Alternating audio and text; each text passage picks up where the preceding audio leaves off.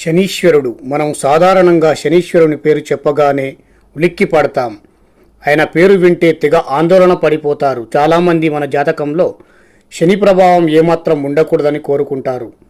ఏలినాటి శని, అష్టమ శని వంటి పేర్లు వింటేనే జనాల్లో ఒక రకమైన వణుకు పుడుతుంది. కానీ శనీశ్వరుడు ప్రసాదించే వాటి గురించి తెలుసుకుంటే ఆయనను తప్పక ఆరాధిస్తారు. అది ఎలాగో ఈ వీడియోలో తెలుసుకుందాం. నీలాంజన సమాభాసం రవిపుత్రం యమాగ్రజం ఛాయమార్తాండ సంభూతం తం నమామి శనేశ్వరం అంటారు. నీలాంజనం అంటే నల్లటి కాటుక రూపంలో ఉండేవాడు.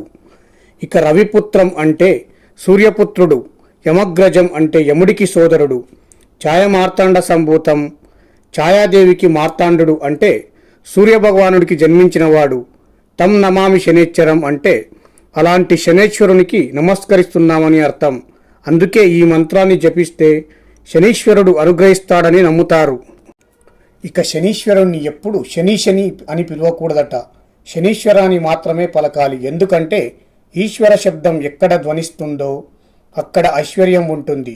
శివుడిని ఈశ్వరుడు, మహేశ్వరుడు అంటాం కాబట్టి ఆయన అలా అనుగ్రహిస్తాడు. అదేవిధంగా వెంకటేశ్వర స్వామి పేరులోనూ ఈశ్వర శబ్దం ఉంటుంది. ఈశ్వర శబ్దం ఉంది కాబట్టే ఆయన కలియుగ దైవంలా భక్తుల కోరికలు తీరుస్తున్నాడు. అదేవిధంగా శనీశ్వరుడి నామంలోనూ శని ఈశ్వరుడు అనే శబ్దం రావడంతో ఇక ఆయన కూడా శివుడిలా వెంకటేశ్వరుడిలా భక్తులను అనుగ్రహిస్తాడని శాస్త్రాలు చెబుతున్నాయి. అయితే శనీశ్వరుడికి భయపడాల్సిన పని లేదు. నవగ్రహ మండపానికి వెళ్ళినప్పుడు శనీశ్వరుడిని భక్తితో నమస్కరించడం, నియమాలను పాటించడం, నీలం లేదా నలుపు రంగు వస్త్రాన్ని ధరించడం, ఆయనకు ఇష్టమైనవి సమర్పించి శివారాధన చేయడం వల్ల తప్పక అనుగ్రహిస్తాడు. ఇక శనీశ్వరుడి వల్ల కలిగే దోషాలు అంటే గ్రహరీత్యా ఏ గ్రహమైనా సరే యోగంతో పాటు పీడను కలిగిస్తుంది. శనీశ్వరుడు కూడా అంతే. ఆయన నివాసం ఉన్న స్థానాన్ని బట్టి జన్మశని, ద్వాదశ శని లేదా ద్వితీయ శనిగా కొద్దిగా కష్టాలను గురిచేస్తాడు. ఎవరైతే శనీశ్వరుణ్ణి భక్తిగా పూజించి గౌరవిస్తారో అలాంటి వాళ్లను అనుగ్రహిస్తాడు. చక్కగా నీలిరంగు పుష్పాలతో పూజించి శివారాధన మరియు హనుమంతుని ఆరాధన చేయాలట. అదేవిధంగా శనివార నియమాలను పాటించడం వల్ల కూడా శనీశ్వరుడు అనుగ్రహిస్తాడట.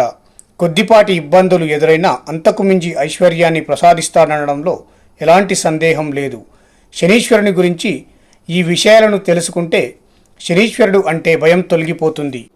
ఈ వీడియో మీకు నచ్చినట్లయితే లైక్ చేయండి, షేర్ చేయండి, సబ్స్క్రైబ్ చేయండి.